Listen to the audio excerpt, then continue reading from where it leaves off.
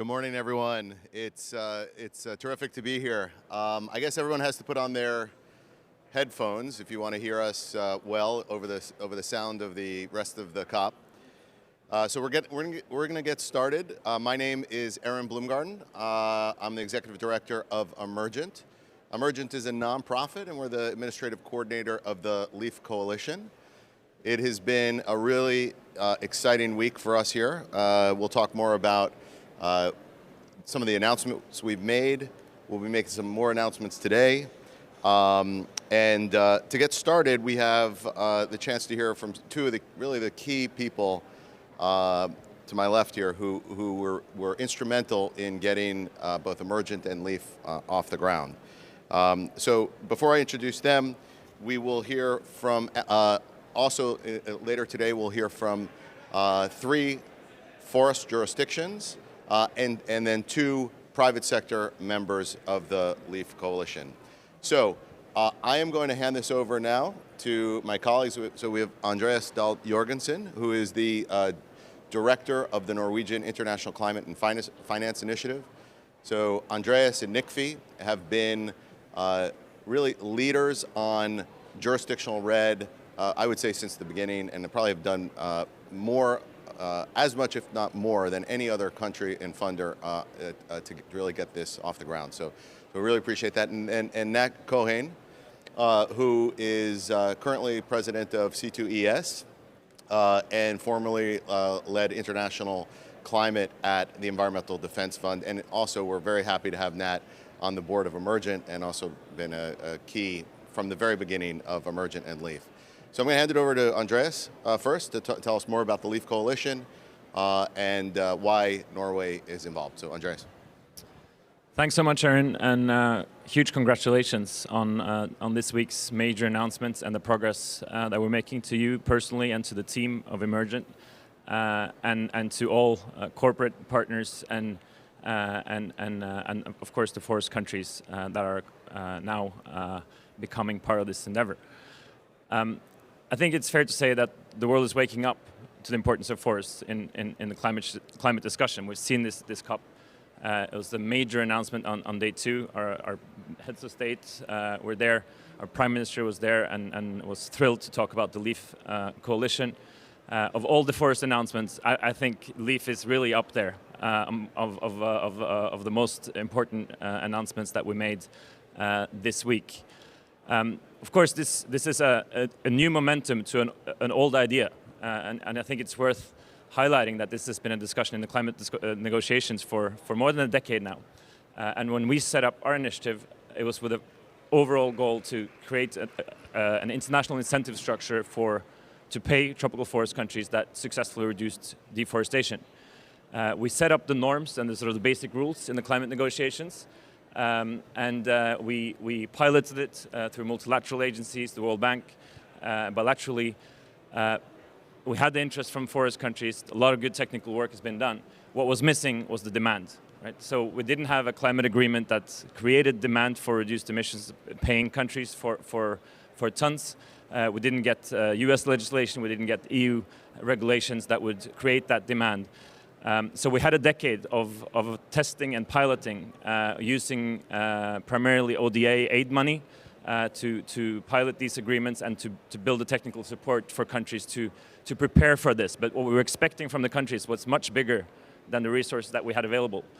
We expect them to transform their land use sector, to plan each sector how they would promote agriculture and industry and all the aspects of their economy without reducing deforestation. We're not asking them not to produce. It's not paying them not to thrive, but it's a support to make them transition in a just rural transition to promote livelihoods and economic growth without reducing deforestation. So the market signal was not there, and that's what this excitement of the LEAF Coalition is. We're finally seeing, with the emergence of voluntary commitments from the private sector, net zero goals, this is a huge momentum from the private sector to take climate action, and they're seeing that this sector is ripe for opportunities. There's too much talk about what we should do, or maybe not too much is the word, but we're talking a lot about in 2050 that we have to restore and plant trees. we should not forget that this decade we have to avoid losing millions of hectares of intact tropical rainforests that have much higher carbon density than what we can achieve from scratch. And so this is hugely exciting. I think what we saw after this decade was that there was a voluntary market that had interesting initiatives. There were projects here and projects there. Some of them were good, but overall they did not add up to what we needed to support countries to transform their land use. Projects have an inherent weakness that if you succeed here, deforestation might move over here. And so we need to have systems to support jurisdictions at scale to reduce deforestation. So what we set out to achieve was to set up an infrastructure that would facilitate the interest that we're now seeing materialize from the private sector. And the LEAF Coalition brings it all together. It has integrity on both sides, right? So the forest countries that sign up, they have to meet this very robust, independent standard architecture for REDD+ transactions. They have to consult their stakeholders. They have to have inclusive discussions around benefit sharing. They have to meet strict criteria for environmental integrity, that we know that what we're paying for is a robust ton of CO2. That's critical. LEAF also brings another element of integrity to the discussion, which is that there's a license to operate. There's an entry ticket for the companies that want to get involved, that not only are they paying for reduced emissions elsewhere, they have to take serious action in their own value chains. And so the demand side integrity, that they have to sign up to science-based targets and to join the UN Race to Zero is I think, a true innovation of the LEAF Coalition as well. So just the announcements, I guess, the status of where we are today. At the Biden Summit in April, we launched a call for proposals, and we had set a target to mobilize the initial $1 billion this year. Yesterday, Aaron announced that we have succeeded, and that's a huge accomplishment in half a year. We also released a call for proposals for forest countries to come forward with proposals to how they would engage and be interested in potential transactions with the buyers of the LEAF Coalition. And we have more than 20 forest jurisdictions that have passed the initial assessment of eligibility and are going through the initial technical assessments. That's a huge response. In 3 months after April, these forest countries came forward, very strong signal. So I think today we're celebrating the signatures of the first 5 letters of intent with forest jurisdictions. This is the first step. The journey starts here. This is not an agreement. It's an indication that there's interest to collaborate towards an agreement.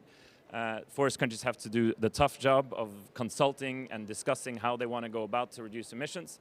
And of course, the LEAF buyers have to then also come forward and take the next step. So we had Vietnam, who's not here, I heard. Oh, they are here, sorry. Vietnam is here, signed on Sunday. We have Ecuador, we have Ghana, we have Nepal, and we have Costa Rica. I think Minister Mesa, there's Rosalind. So we have Minister Mesa here as well to speak later. So that's a big milestone, and I think we should also take stock of the corporate recruitment that we've seen build up over time. So already at the Biden Summit, we had the 3 governments, Norway, the United Kingdom, and the United States, but we had 9 big players from the corporate sector. We had big tech companies, Amazon, Airbnb, and Salesforce. We had food giants, Unilever, Nestlé, and Bayer. We had health, the giant GSK, and we had McKinsey and BCG from the consulting industry. Huge power in that group already in April. Then over the summer, we had Delta Airlines, we had E.ON, and we had PwC join the group. And now I have to cheat because this list is getting longer. Today, I'm happy to announce that we have 7 new companies joining. BlackRock, huge financial player. We have Burberry, EY, Inditex, Intertech, SAP, and last but not least, Walmart. So this momentum is building. This is just the beginning, and I'm extremely excited to be here and celebrate this progress. Thank you very much.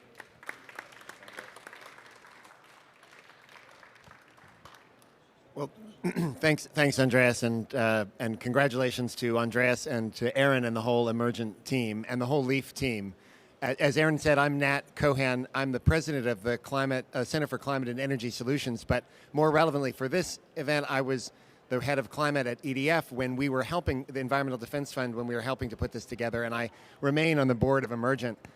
And so I just want to say a couple of quick things. We have a great panel coming up, so I'll be quick. But about what makes, I think, the LEAF Coalition really distinctive in the world, not only of forests, but of climate generally. And I'll start by saying something that probably everybody knows, but that we can't meet any of our Paris goals without tropical forests. And I just want to give you a couple of stats that really stick with me. First, forests, as people know, deforestation is a huge source of emissions, and tropical deforestation is on a par with all the cars and trucks in the world combined. So reducing emissions from deforestation is critical to reducing overall emissions. In addition, tropical forests are an enormous sink that we need to protect. And my one stat I recently saw is that without forests, without tropical forests, the world would already be nearly 1 degree Celsius hotter. So we have to both prevent the deforestation and halt the deforestation and then protect these enormous sinks. So how are we going to do that? Well, let me give you 3 distinctive aspects of LEAF, some of which I think Andreas touched on. One is just the collaboration.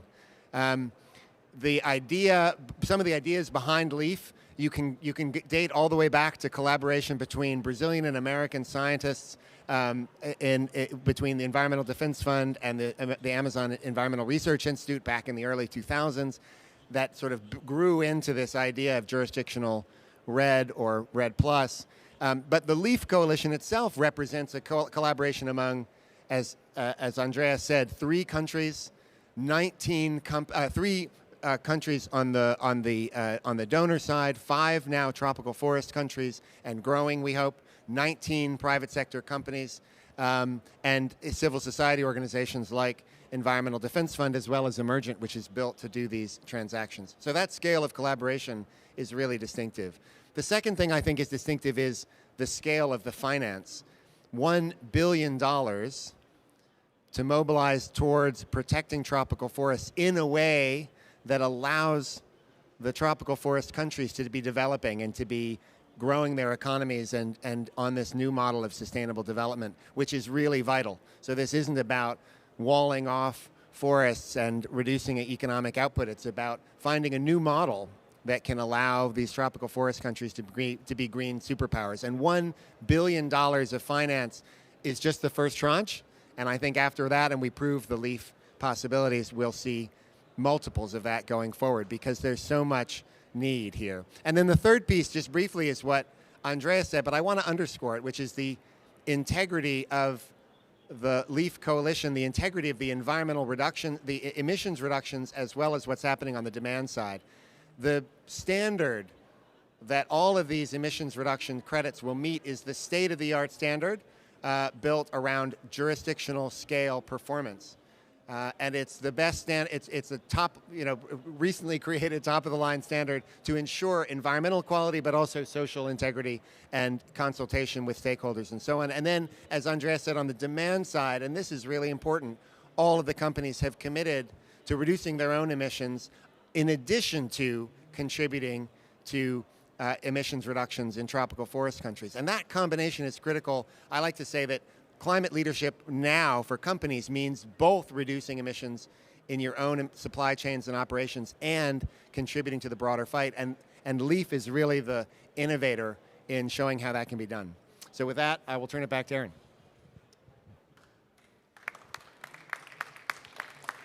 Thank you both so much. Listen, I want to just recognize Andreas and Norway, and also somebody who's not here, who's Andreas' partner, formerly at NICFI, who's Per Farrow, who many of you will know, who has also been instrumental in this in the beginning of LEAF. So we give him kudos as well. I know he's not here. And also thank you to EDF and to Nat. And so as you said, LEAF and Emergent is really the platform for collective action, recognizing that we can't do this alone. There's not one company, one country, one government, one NGO that can do this alone. So this is about scaling finance through collective action. So maybe I can invite, I believe we have, yeah. So maybe, thank you both, yep.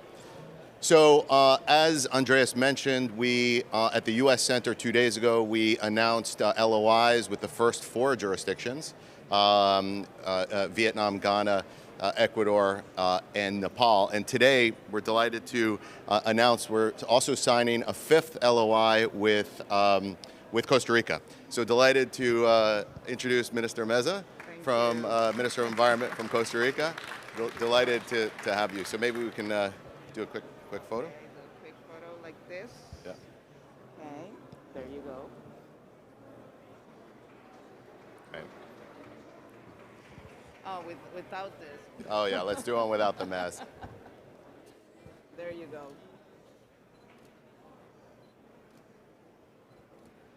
Great. Thank you. Thank you, Minister Meza. Would you like to say, Oh, want to say a word or two? yeah, thank you so much. We had this negotiation, which was a very interesting, and we learned a lot even in the negotiation, which I think is also part of the process, and I'm very committed and very happy to start right away with the LIVE coalition. I think it has a great potential. We need to continue mobilizing resources to protect the forest, and we really think that this coalition has a big potential to mobilize public and private resources. So thank you so much. Thank you, Minister Meza, very much. I appreciate it. Yeah. And also recognizing Costa Rica's leadership on sustainability, environment, and forests. They've doubled the size of their forests since the 80s. And for those of us who've been lucky enough to visit Costa Rica, absolutely beautiful country. We'll hope to be able to do so again soon. Thank you, Minister Meza. If I can invite the other forest jurisdiction, I believe we have 3. So if I can invite Rosalind from Ghana, Ecuador, and Vietnam. Thank you very much.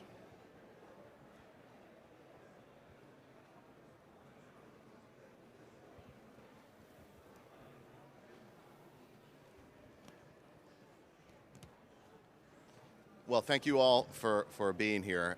Perhaps you can introduce yourselves at the beginning of your remarks, but just to say, this really only happens if there's action on the ground. And we're so thrilled at COP because we really started with the demand side as we think about it, mobilizing the commitments, the real commitments from companies and from donor governments to pay for results. And so we're so really incredibly thrilled to be able to start working with these 3 jurisdictions and the other 2 that we've also mentioned. And so I'd love to maybe, Rosalind, turn to you first, and if you could introduce yourself as well. And how does the LEAF Coalition help Ghana? How do you think this can help Ghana, and how do you see this moving forward? Thank you very much, Aaron. And so a very pleasant morning to everybody gathered here. As Aaron said, I'm Rosalind Fosueje from Ghana. I am the Director for Climate Change at the Forestry Commission, and then also the National Red Plus Focal Point. And for Ghana, we've been through an incredible period of about 12 years of readiness in our Red Plus process, which has developed a strategy for a 20-year period. Within that process of readiness, we have come to realize that about 6 key things are needed. First of all, we need programs and not projects. Programs that cover bigger jurisdictions. 1, for the permanence of the initiatives. 2, for shared ownership. And then 3, to avoid any leakage. And our Red Plus strategy has programs that are according to our ecological zones. So, for example, we have a program for cocoa, we have a program for share. These are key commodities, and you cannot cross into another ecological zone to have cocoa or to have share. So by having such a program, then really you are addressing issues of leakage and then also issues of permanence. 2, we have also come to realize that we really need strong governance structures. Governance structures that will feed into equitable benefit sharing schemes that will support inclusive stakeholder involvement, collaborative and collective action. And really we need these structures for the third thing that I want to mention, the need for public and private partnerships, very, very key. We are talking about commodities. There already exists a lot of private sector support in the country private sector presence for cocoa for share? How do we harness the already existing financial inflows into climate smart interventions? And how does government beef up its enabling environment structures, policies on tree tenure, on benefit sharing, on social and environmental safeguards to support the work of these private sector actors? And then 4, we need very robust livelihood schemes. Nobody gets up, I always keep saying this, nobody gets up to just go into a forest to deforest. It's an issue of a livelihood. If you are not coming across with an alternative, with a commensurate alternative, to be very clear, then whatever action it is, you can be sure that it is not going to work, because we need to provide livelihoods, and it's part of the social interventions that Red Plus programs should come up with. And then 5th, we need sustainable financing. And for sustainable financing, I want to stress on the speed of finance. It's really about the speed. And I think this is where LEAF is coming in. LEAF has all these elements that I've spoken about, and particularly the speed of finance. The ability to mobilize $1 billion in this short frame of time really tells us that the LEAF Coalition Initiative is here for the action that we need for the climate emergency at this particular point in time. And that's why Ghana has put in our bid, and we are very happy that at COP26 we've been able to sign our letter of intent. We really look forward to LEAF delivering on its promise. And yesterday I was telling Aaron that we have very high hopes back home in Ghana, and we started this discussion with Aaron some time ago anyway, about 6 or 5 years ago. And we are very happy that the whole team, right from EDF on to Emergent, has shown great tenacity and commitment. And these things don't come easy. And so when you have such a team, you can be sure that they are committed to deliver on the agenda. And that's why we have this strong alliance. And for Ghana, we are all in. And we really look forward to LEAF delivering, particularly for the people who depend on the forest, and then also delivering towards the climate agenda and enhancing productivity for us. We are talking about commodities, so we want to enhance productivity, and we also want to keep private sector in business on the consumer side. So thank you so much, Aaron. Can I thank you very much, Rosalind? It's been a long journey, but we're so thrilled to be able to work together. Maybe just a minute before I hand it over. You know, we're all sitting here in the cold, rainy, Scotland. But maybe take us into the forest and what do you talked about livelihoods and some of the other things that you're doing. Can you talk a little bit about, maybe in a minute or two, on just some examples of the things that you are doing and the team in Ghana is doing to protect the forest, to increase livelihoods, all those things? Yeah. Thank you very much. So I want to use the example of one of our programs. That's for the cocoa and forest landscape that we have. We have built a program we call the Ghana Cocoa Forest Red Plus program on 6 pillars. The very first pillar is on forest reserve protection and rehabilitation. And we have built this pillar because over the years we have learned, once again, going back to projects, that just afforestation, reforestation projects take too much time to generate the needed emission reductions and removals that we need. And over time, the expectations of the communities begin to wane, because you have to wait for about 10, 20 years to just deliver on some minimal credits, and it's not really paying off. So we have that pillar there where we are actively protecting the existing forest lands, making sure that there is no further encroachment, putting in place a forest monitoring system to understand where illegal farms are, how they have been there, what hectareage we have in there, who owns them, and then together develop a strategy to have these illegal farms either moved out through a very voluntary process. We are not looking at any processes of involuntary resettlement. And then we are taking our time to do this because we don't want any stakeholder to be worse off in our Red Plus engagement. Secondly, we are looking at land use planning, very key for us. We do not have a national land use plan in Ghana. If we're going to start this discussion from the government or national level, it is going to take too much time. So we are doing this through the community level, coming together using the decentralized governance structure or government structure to build a land use plan where we zone. Let's keep this area as intact forest. This is where we are going to have our farmlands. This is where we are going to have our settlements. We all come together and agree. And then we move into the governance structures where we have the institutional arrangements on who is involved in this landscape planning and zoning. So that's the third pillar. And there we are actively involving private sector, NGOs, CSOs, traditional authorities. Everybody has a stake in these landscapes. We do not want to leave anybody out. We do not want to marginalize any stakeholder. And we move into a fourth pace of enhancing production. Very, very important. Ghana is the second largest producer of cocoa beans in the world. We cannot have a program where our cocoa sector faces any harsh realities. We understand the value of cocoa to Ghana, and we also understand the value of forest to Ghana. So we are putting in place a mix of interventions like artificial pollination, enhancing irrigation, giving farmers the necessary inputs, putting shade trees on cocoa farms through cocoa agroforestry systems so we can increase the production. As I speak now, when the program started, we were having production at a hectare for about 450 kilograms of cocoa beans. Now we are at about 600 kilograms in just about a year and a half. It shows us that this is workable. And then we go into interventions of risk management and also providing financial options to the farmers. Can we make farming a business case for farmers? As we have it in Ghana, it is more of an inheritance. Cocoa farmers see that they have just inherited farms and not just cocoa farming. But the cocoa industry is a big-time business. We keep referring to these farmers as poor. They are the base of this pyramid of a multi-billion business. How can we let them see the business value of what they are engaged in? That is the fifth pillar.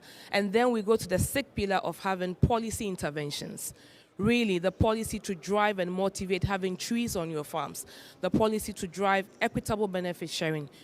That is how we are doing it back home in Ghana, Aaron. And it's really working.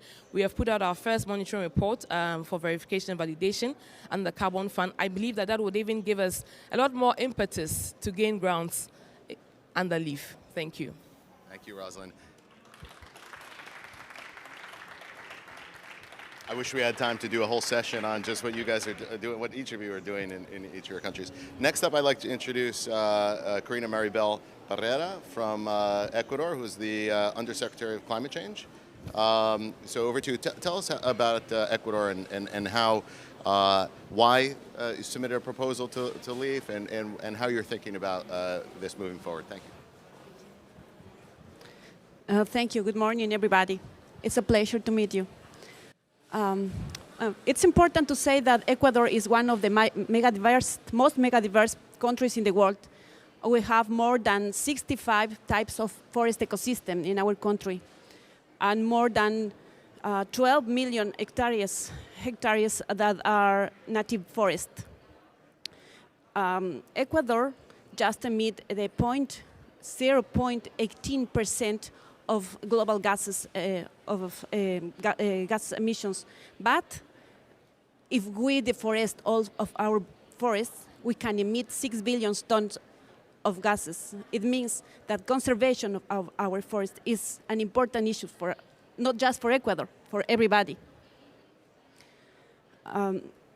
In this context, Ecuador has been very committed, fully committed with the conservation of nature. We declared the rights of the nature. In our constitution, we respect the rights of the nature. It means some particularities in our form to weigh the environmental services. So we are not part of the carbon market like this way of conception, but we can be retributed by our actions in order to avoid emissions. It's a different way of thing. In this context, we have worked with RED Plus. We have been working since 2009, and we have received results by payment for results. We were the second country in the world to receive this kind of process because we'd have a very strong monitoring system. We have strong safeguards, social and environmental safeguards. It's very important to say that because our process was very inclusive. We included the process was built with the communities, indigenous communities. They are part of this process. Another particularity is that we have been working at national level. We don't work at a jurisdictional level. We work at national level, and we include the subnational governments.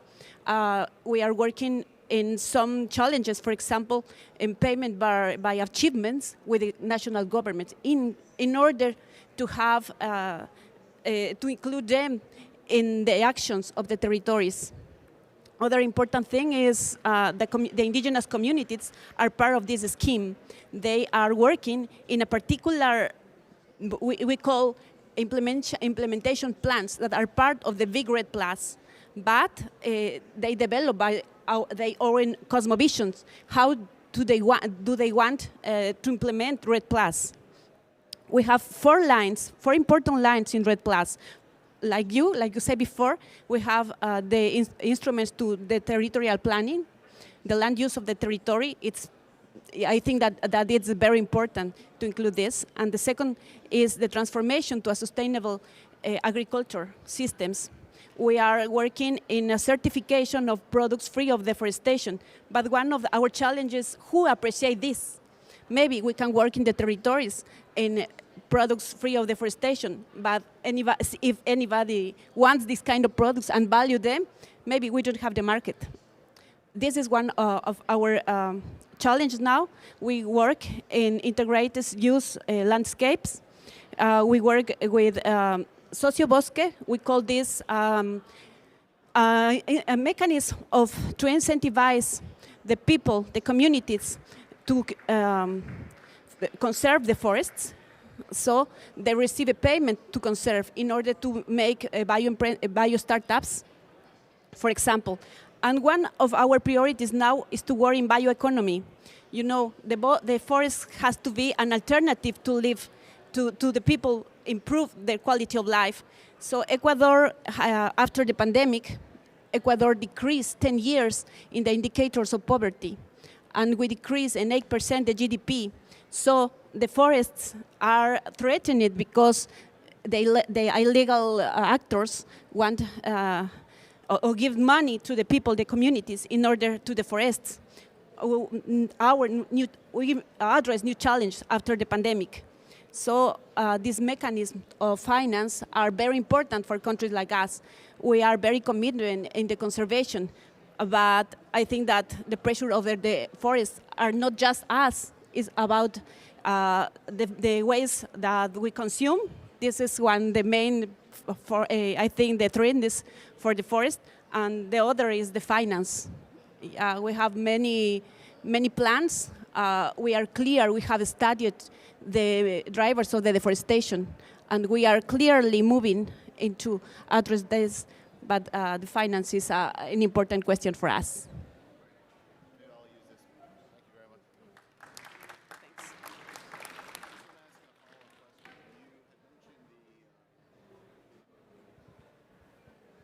Thank you very much. Just a quick follow-up question. You had mentioned the stakeholder engagement and the safeguards, and I know Ecuador has very strong indigenous and local populations.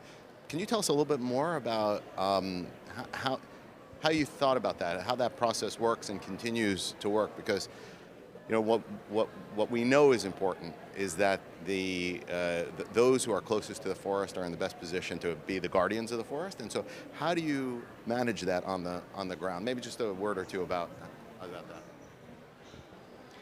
The inclusive process has been involving indigenous people since 2013. For example, we have a RED Plus board where indigenous people is part of this, and private sector too. Public sector too, we have dialogues, and they are part of the governance of the mechanism. This is very important. And then they want to be part of the architecture, financial architecture. So this is the second challenge with them. And they has been part of this on one hand, they are part of the decision making. They have been developing the similar process, a program, a small program, for example, with the communities, is similar to the big program of RED Plus. So they are receiving part of the results for payment for results that we received as country. They receive part of this, and they implement for this kind of programs, and they replicate in the indigenous communities how to work. For example, they divide the land. They said this is for chakras. They said it is the way where they make the agriculture. They separate the place where they can live, and this is part of the way to the conservation and the sustainable use of the land. This is I think that is a way to replicate the big model of the country. And then now we are working with the financial system, trying to include to the banks. in order to create new green products and align to the REDD+. So it's very important, because if they don't have enough money to implement, for example, fences in the agriculture, to limit the space, if they don't have these finance models, microfinance models, they are not going to be able to implement these activities. So it's very important for us to involve the financial system on a national level and subnational level too. Really appreciate that. And lastly, I want to introduce the representative from Vietnam, and we're really pleased to be working with Vietnam as well. So can you tell us how LEAF fits into Vietnam's strategy for protecting its forests? Thanks. Good morning, everyone. Thank you for having us. Like Ghana, we have been working for like a REDD+ readiness for 12 years. So it's a long journey. And Vietnam is ready for the next phase, what we call reason-based payment. So this means LEAF is the right time. Because we have the National Action Plan for REDD+ implementations until 2030, with the objective of maintaining the 42% of the forest areas of the countries. And what we love about doing with LEAF is the scale. Because this one requires the larger scale of at least 2.5 million hectares. And with those scale, we can work at regional level. If you work with Vietnam, you will see that we have small provinces. But in order to reach those scale, we have to work at the regional level. And in order to join LEAF, we combine the two regions together so that we can apply the landscape approach as well. And the second option is that regarding one of the main drivers of deforestation in Vietnam is agricultural expansion. So joining LEAF, we would like to promote what we call deforestation-free commodity, working with supply chains, working with private companies, with production sectors to make sure that the improve in quality and in productivity without expanding the deforestation. So I think those two. The third key problems is that, as Aaron said, that the people who protecting forests are forest guardians. But in Vietnam, 25% of people living near or inside forests are poor. So putting back the questions for us, why? They are forest guardian. Why they're so poor? It's our job as a government official.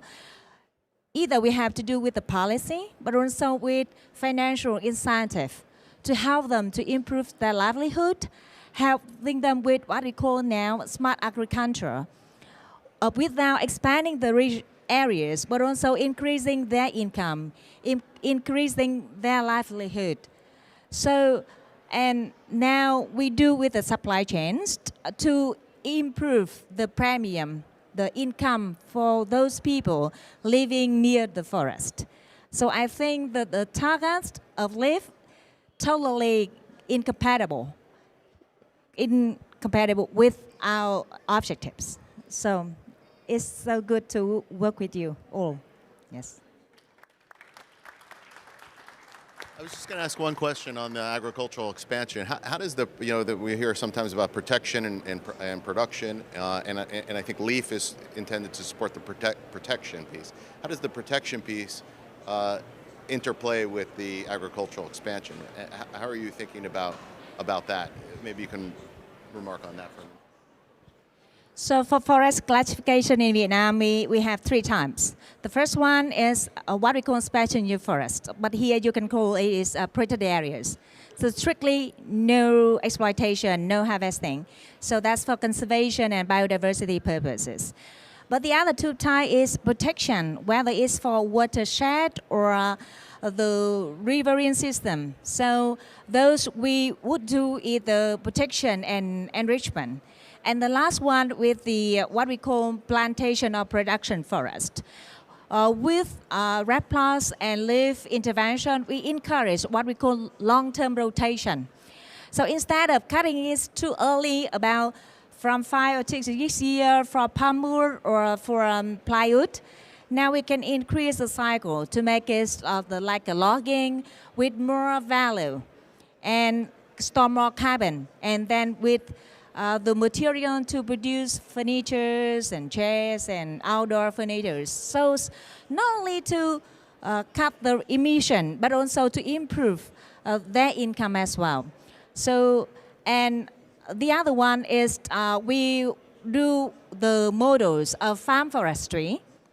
That's a plantation with indigenous or native species with longer term, together with, especially in the Central Highland, with other commodity like interplanting, with rubber, with coffee, with peppers.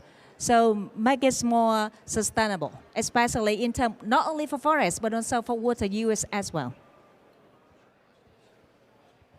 Well, thank you very much to the three of you. Really excited at Leaf and Emergent to be working with you, and we've got a lot of work to do over the next few months together, and very much looking forward to it. I just want to acknowledge, I just realized this while we were up on stage. Well, including Minister Meza, we have 4 women representing their jurisdiction, so I think that's exciting. Well, thank you very much. We appreciate it. And for our last panel, I want to introduce a private sector perspective. So maybe Jup and Helga can join on stage.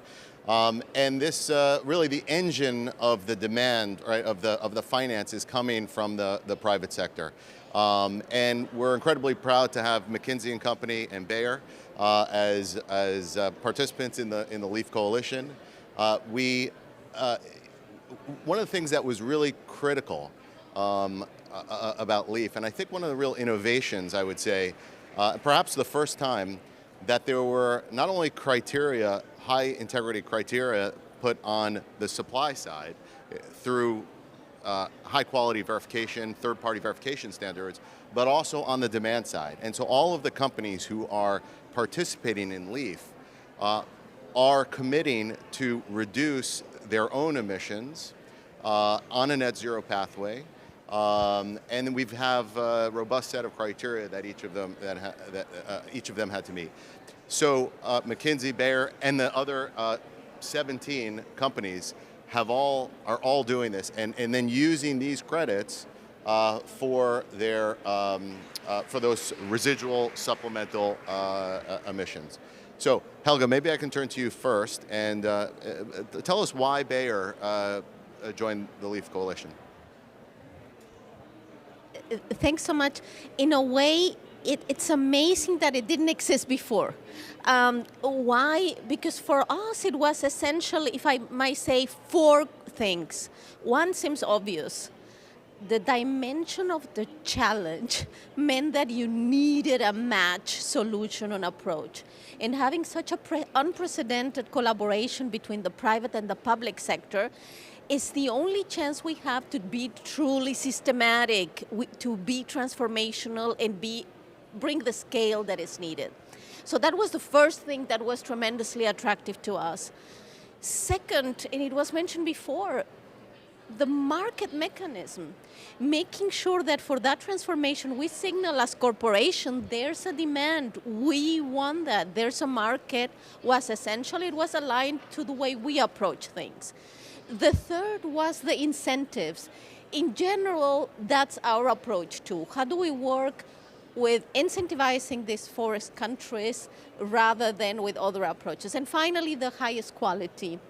So if I might say, with all this, for us, it was clear this is a unique approach, a unique opportunity to make a true difference. And if I might say, as you said before, this goes beyond of what we are committed, and I can talk later about that. But just in a general, in a narrow sense, it's clear beyond of what we are doing, LIFT fits to any remaining emissions. But just beyond that, yeah, we work in agriculture, and it was mentioned before. How do we bring resilience and change to make agriculture part of the solution? It goes perfectly well to what we are doing, because as my boss says always, no rainforest, no rain.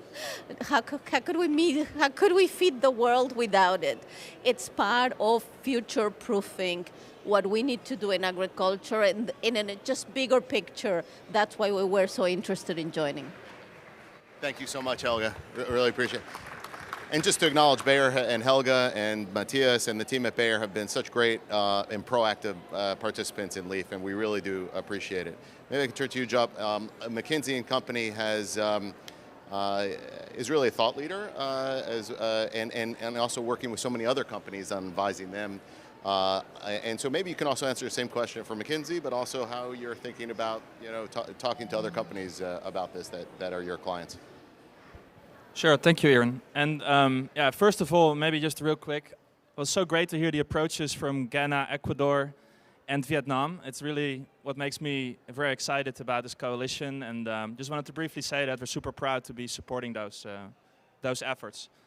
Yeah, so when I look at McKinsey, we are committed to net zero by 2030. And what that means is that we will first reduce our own emissions aligned with climate science. We have science-based targets. So as a professional services firm, we are finding hybrid ways to work, ways of working. We are electrifying our company cars, making our offices more sustainable, using renewable electricity and all of that. And that's the first priority, and that's also a requirement for LEAF, to first and foremost reduce your own emissions. That's what we're focused on. And for our remaining emissions, by 2030, we'll remove carbon from the atmosphere, for example, through reforestation projects. But in addition to that, between now and then, during our transition, we also compensate for all of our emissions that we have not been able to eliminate yet. And that's what we focus mostly on nature conservation. And the reason for that is twofold. On the one hand side, as was already said earlier today, there is not really a way to reach a 1.5 degree pathway without nearly halting deforestation this decade. So we cannot wait until we have decarbonized everything to save nature. And secondly, besides the climate crisis, we also have a nature crisis. And that's not just about biodiversity, it's also about rain and supporting agriculture going forward. It's about pollination and whatnot. All of these services that are also super critical for economies and for livelihoods. So we really need to step up in both areas. And now let me get to LEAF and why I think LEAF is such a great way to go about that. I think it's because on the one hand side, it does it in a way that's of high integrity. And we talked about the demand side with, you need to have science-based targets, you need to be committed to net zero, etc. On the supply side, all kinds of great things there to make sure that this is really of high integrity. But even more so, it's super scalable. We just heard from some of the other panelists that they spent 12 years on red readiness. And we now need to accelerate. We now need to really scale up. And I think what you've seen in the past 6 months is already a great example of how that scale can be achieved, with more than 20 proposals by jurisdictions that put forward their plans, with $1 billion mobilized from both the public and the private sectors that I think within LEAF work more together than what we've seen in the past. I think we need to do more of that. We haven't done enough of that collaboration between public and private. And I think that's what makes this really cool. And the 1 billion may sound not too big in terms of the magnitude of the challenge that we have, but this is just in 6 months, and much more is to come. And I think that was the main question, it would be great, and we really hope that many more companies will join us in LEAF. We now have 19 companies involved. We need many, many more, because only then we can really realize that potential, I think, that this approach and that LEAF has. So, yeah, very much invite any of you who are here representing your companies to consider joining LEAF, to consider meeting the demand side integrity criteria that come with potentially joining LEAF, and yeah, please reach out. Yeah, if you have an interest, happy to talk to any of you. Thank you so much, Al. Really appreciate it. Thank you. So one of the questions that we get a lot is, how are companies using these credits, right? What are the corporate, claims that companies are going to be making into the future as they use credits that they get through LEAF. And maybe before I turn to you, just to explain, maybe get a little bit into the guts of how LEAF works. We've got 4 what we call transaction pathways. The first 2 are involve basically a results-based payment, where there's no transfer of a credit from the host jurisdiction to the buyer. And the first one is for sovereign donors, and the second one is for corporates. And then the third and fourth pathway involve a transfer of a credit from the host jurisdiction to the buyer. The only difference is one involves a corresponding adjustment. So if you feel like getting into the detail of how you're thinking about that, that's great. But I think it's, just provide some context, but also how are you thinking about using, these credits in the future? And maybe if you want to touch on some of the claims that you're thinking about making, or at least how you're starting to think about that. Helga, you want to start? Well, just to repeat, right? For us, we are true north, if you will, in terms of climate change. It's clear by 2050 to be net zero in all our 3 scopes. That's the true north, and we are aligned with SBTi. As a midterm, we are reducing 42% of emissions by 2029. So we will be doing all these in all 3 scopes. That the part of LEAF, and this is very clear, in a narrow sense, it's only to remain in our own operations net zero for any remaining emissions, but that's in the narrow sense. I think what I wanted to convey in a larger sense, it is essential to achieve anything on climate, as you were saying. If we don't stop deforestation, every other effort it's not useless, but it will not get us there. So it is clear for anybody of us, if we're committing to 1.5, we need to work on that. And working in agriculture and nature, the ecosystem services that you mentioned are essential. So that's part in the bigger sense. Now, accompanying this, and I think I just want to mention that because it was mentioned at the very beginning, even if what we do is one part, we need to go even beyond. So the way we are approaching this is first to ensure that we do what we say we're doing.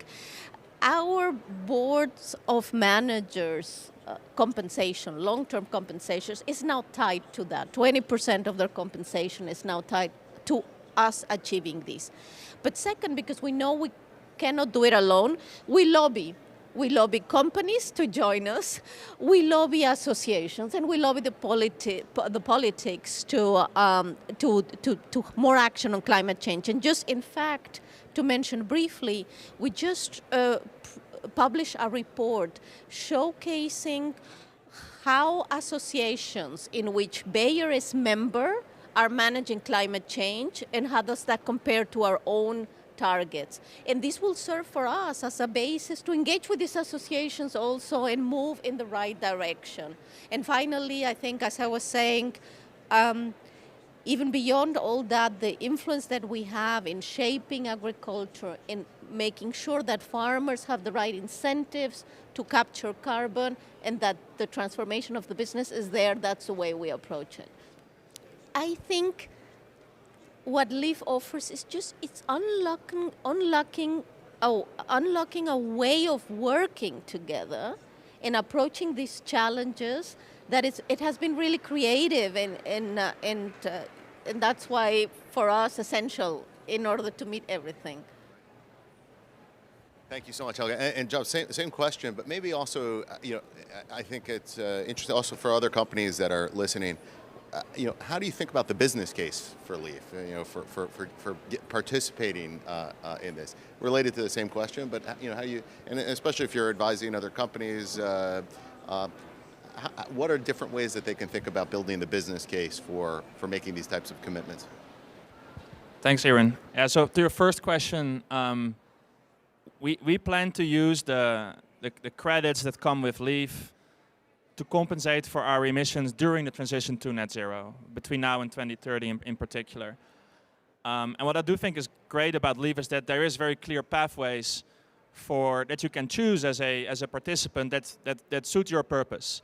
Like one pathway, as Aaron described, comes without any kind of carbon credit or without any kind of compensation claim. It's just for companies that want to support the cause here and do that in a structured way. Another way that we are planning to do is, we would like to compensate for our emissions through these kinds of credits. And then there's another pathway where there would be a corresponding adjustment, and these credits can potentially be used for compliance purposes. So to your point about what's the business case for participating, I think there's many reasons why you could participate. Like one example is what I think Helga mentioned, when you are in the agriculture value chain, the whole industry is basically dependent on efforts like LEAF, maybe not just LEAF, but efforts like LEAF be successful. So it's just about protecting your future potential as a company. I think for others that want to be leading on climate for whatever other reason that might be, and I think there's plenty of reasons, there's lots of value at stake. I think, every ton of emissions that you reduce today cannot be taxed tomorrow. So you reduce your exposure to climate risk in the future by taking action today. I think there's many more reasons actually why you want to be taking a lead on climate. And I think doing that together with others, together with the public sector, with the private sector, doing that at scale, doing that with high integrity, also reduces the risk of taking action in such a way. Lastly, for those companies that do have a compliance need, that do want to use credits to meet some of those criteria, there's also, of course, they got to invest in something, and then better do it in something that has very high impact. Great, thanks very much. I think we just have 1 minute left, so let me just offer 30 seconds each. Where do you see LEAF going? Where would you like to see LEAF go over the next year, over the next 5 years, and anything else you want to say? But short. He's giving me the 1 minute signs. No, obviously, just think really also Norway. I think they showed tremendous tenacity and learning in getting us there, and then also the other countries, the UK and the US, of course, the whole team. It's only the beginning. It's absolutely only the beginning. We are proving that it can work, and so let's get it done. And I think you already gave us a target for the next year or 5 years that is rather ambitious, but we prove it can get done. So I'm positive about it. So thank you again, everybody, and certainly to the jurisdictions. They have the brunt of the work and will be there all the step of the way. Yeah, I think along the same lines, and I'll keep it short. I think today and what we've achieved in the first 6 months is amazing, but it's really only the first step. We need to realize the potential, the scale. So I think there's still a lot of work to do, and most of it will indeed be on the supply side, at the jurisdictions, really making those changes on the ground. I think that's where the devil will be in the details, and I think we'll put in a lot of work there, and I look forward to making that a success. Thanks to you both. Really appreciate everyone who participated today, and also to thank, again, all of the LEAF participants. And lastly, a call to action to everybody. This is a collective action platform. We need governments, we need private sector, we need civil society. And as Helga, as you both just said, this is just the beginning. This is $1 billion. It is a lot, I think, by any measure, historic in terms of what's happened previously. Let's say 3 times the size of the voluntary carbon market last year. So it is a lot, but we need much more, and that's our singular focus now, is to scale and fast and quickly. So thank you all for joining. Thanks to the panel. Very much appreciate it, and look forward to seeing you at the rest of the COP. Thank you.